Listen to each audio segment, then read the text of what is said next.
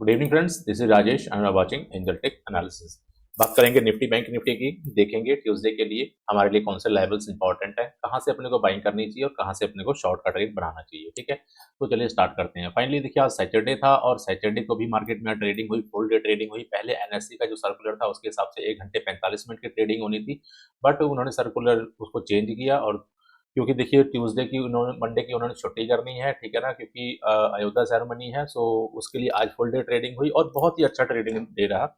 तो अब देखिए यहाँ पर जो हमारे पास जो बैंक निफ्टी में जो कैंडल बन के आई है, वो कैंडल कौन सी बनी हुई है? बिल्कुल क्लियर कट इनसाइड कैंडल। ठीक है, अब यहाँ पर इनसाइड कैंडल बनी हुई है और यहाँ पर अगर आप फोकस करेंगे तो 1 2 3 ऑलमोस्ट 3 दिन से मार्केट एक यहाँ पर एक हाई बना रही है। हाई मतलब समझ लीजिए जो कल का डे था वो हाईएस्ट पॉइंट था।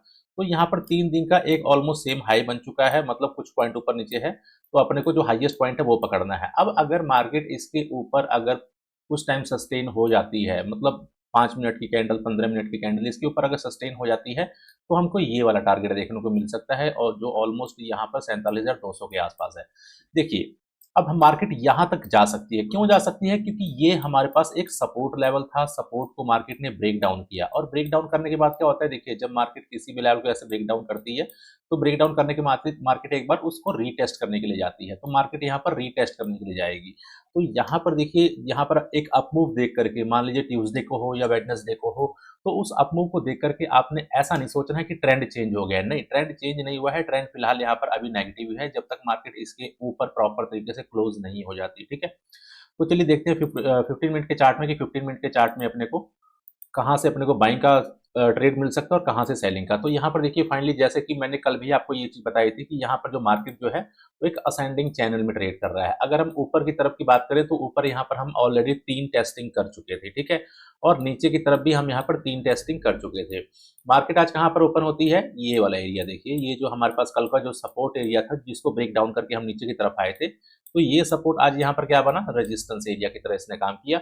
और फाइनली देखिए, इस लेवल को मार्केट ने टेस्ट किया। कौन सा लेवल? जो हमारे पास जो चैनल बन रहा है, उस चैनल का सपोर्ट। अब देखिए, जब भी मार्केट अपर लेवल को टेस्ट करेगी तो नीचे आएगी, और लोअर लेवल को टेस्ट करेगी तो ऊपर की तरफ जाएगी। बट इंट्राडे में कई बार क्या होता है कि मूव जो है ये प्रॉपर नहीं हो पाती। जैसे ये हमको मूव दिखी कि मतलब मार्केट ने अपर चैनल को टेस्ट किया, तो मार्केट यहाँ पर बिल्कुल एग्जैक्ट लोअर चैनल तक आई। लेकिन आज मार्केट देखिए ओपन कहाँ पर हो रही है, सबसे जरूरी होता है ओपनिंग। अब यहाँ पर देखिए ओपनिंग कहाँ पर थी? रेजिस्टेंस के आसपास, इसलिए मार्केट ने सपोर्ट को टेस्ट किया। लेकिन आज मिड पॉइंट पर ओपनिंग थी, मिड पॉइंट पर ओपनिंग थी, सो इस लेवल तक हम नहीं जा सके। तो यहाँ पर देखिए मंडे को हम क्या कर सॉरी ट्यूसडे को हम क्या कर सकते हैं? अगर मार्केट यहाँ पर गैप अप ओपन होती है और इस लेवल को जाकर के टेस्ट करती है, और यहाँ पर अपने को कोई क्लियर क्लियर कट कोई बियरिश कैंडल दिखती है, तो हम यहाँ से शॉर्ट का ट्रेड अगेन एक बना सकते हैं। क्योंकि देखिए यहाँ पर ऊपर की तरफ को अपने को ब्रेकआउट के लिए अभी नहीं सोचना चाहिए। ब्रेकआउट अगर ऊपर की तरफ होता भी है, तो वो भी मैं आपको सिनेरियो बताता हूँ किस तरीके से अपने को ट्रेड करना है।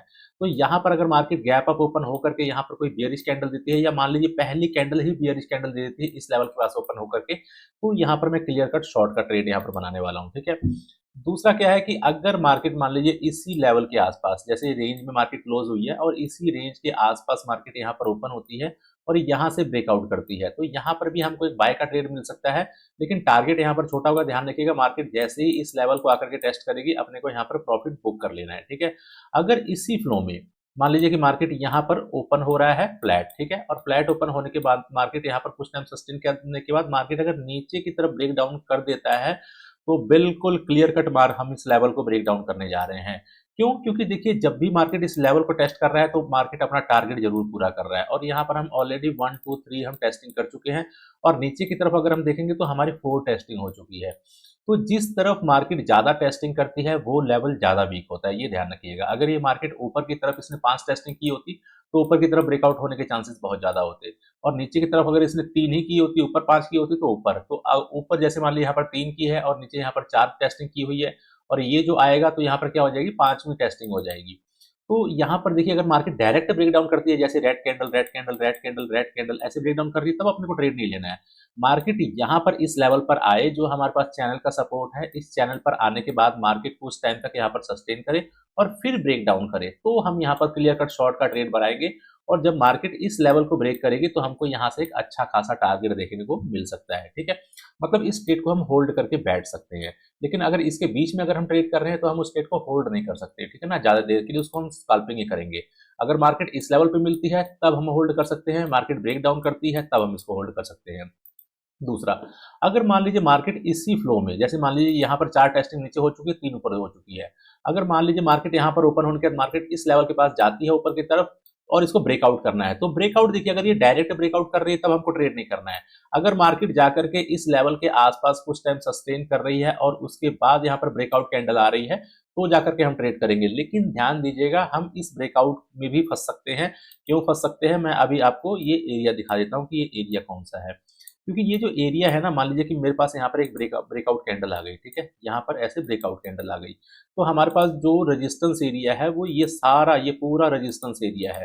क्योंकि देखिए इस लेवल को अभी तक हमने टेस्ट नहीं किया है, जो यहाँ पर हमने ब्रेक डाउन किया था इसको अभी हमने टेस्ट नहीं किया है।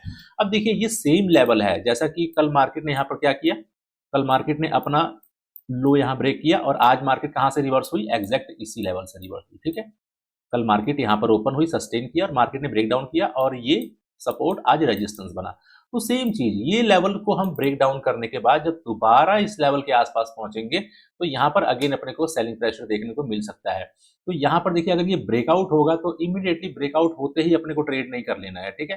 अब देखिए ये मोस्टली कौन से केस में होगा, यहाँ पर अगर मार्केट इस रेजिस्टेंस एरिया के आसपास जाना है मार्केट को, तो मार्केट यहाँ पर आपको मोस्टली फेक ब्रेकआउट दिखाएगी और फेक ब्रेकआउट दिखाएगी तो फेक ब्रेकआउट के अंदर अपने को एंट्री नहीं करनी है। यहाँ पर मार्केट को ब्रेकआउट कर, मैं आपको तरीका बता देता हूँ कि किस तरीके से ट्रेड करना है इसको। मान लीजिए मार्केट यहाँ पर ओपन हो रही है, ऊपर की तरफ जा रही है और मार्केट ने सस्टेन भी कर रही है और सस्टेन करने के बाद मार्केट यहाँ पर ब्रेकआउट कर रही है, 2 ग्रीन कैंडल ही दिखा चुकी है। अब मार्केट को यहाँ पर पुल बैक करने दीजिए। जब मार्केट यहाँ पर रीटेस्ट करने के लिए आएगी, कहाँ पर, जो ये चैनल का जो रेजिस्टेंस है वो तब उस टाइम सपोर्ट बन जाएगा और यहाँ पर जब मार्केट अगेन एक बुलिश कैंडल दिखाएगी तो ये ब्रेकआउट वैलिड होगा। मतलब यहाँ पर डायरेक्ट ब्रेकआउट को हम ट्रेड नहीं करेंगे, हम यहाँ पर इसको रीटेस्ट करने के लिए आने देंगे और जब रीटेस्ट करने के लिए आएगा फिर कोई कैंडल देगा तो हम यहाँ पर बाइंग का ट्रेड बना सकते हैं और हमारा जो टारगेट होगा वो एग्जैक्ट जो हमारे पास इस दिन का डे हाई लगा हुआ है, यहाँ तक हम मार्केट को मतलब मार्केट यहाँ तक जा सकती है। हम तो क्या लेकर के जाएंगे, हम तो 2 पॉइंट नहीं हिला सकते हैं, ठीक है। ये तो एफ आई डी आई आई वगैरह जो करते हैं, हमारे बस का तो 2 पॉइंट भी हिलाना भी नहीं है। और नीचे की तरफ भी यहाँ पर सेम चीज मैं आपको बताना चाहता हूँ कि अगर मार्केट नीचे की तरफ भी मान लीजिए इधर आती है और यहाँ पर मार्केट इस तरीके से ब्रेक डाउन करती है तो बहुत अच्छा सिनेरियो तब होगा जब मार्केट इसके नीचे यहाँ पर क्लोज कर दे। अगर मान लीजिए ब्रेक डाउन कैंडल आकर के इस लेवल को टेस्ट कर रही है जो हमारा सपोर्ट एरिया है, तो यहाँ पर इमीडिएटली ट्रेड मत बनाइए। यहाँ पर मार्केट को मे भी कुछ टाइम सस्टेन करने दीजिए, अगली कैंडल जब इसके नीचे क्लोज हो जाए तो यहाँ पर ट्रेड बनाइए। इससे होगा क्या, इससे जो ट्रेड होगा ना ये आपका बिल्कुल कंफर्म ट्रेड हो जाएगा और यहाँ पर आपको डर नहीं लगेगा। मान लीजिए कि अगर मान लीजिए कि मैं यहाँ पर ट्रेड ले रहा हूँ, यहाँ पर ब्रेक डाउन हो गया और मैंने यहाँ पर शॉर्ट का ट्रेड बना लिया और मेरे को पता है कि आने वाला सपोर्ट एरिया मेरा यहाँ पर है, तो यहाँ पर मे बी मार्केट इमीडिएटली आकर के इस लेवल को टेस्ट करे और नीचे से बाइंग प्रेशर आए और अपनी आपकी कैंडल जो है वो हैमर क्लोज हो जाए। मतलब कई बार क्या होता है ऐसे सिचुएशन में हमको निकलने का भी टाइम नहीं मिलता है, ठीक है। तो यहाँ पर ध्यान से ट्रेड करिएगा। मैं तो कहूंगा इसके नीचे आ लेने दीजिए एक बार, ठीक है, उसके बाद उस ट्रेड को आप लंबा होल्ड कर सकते हैं।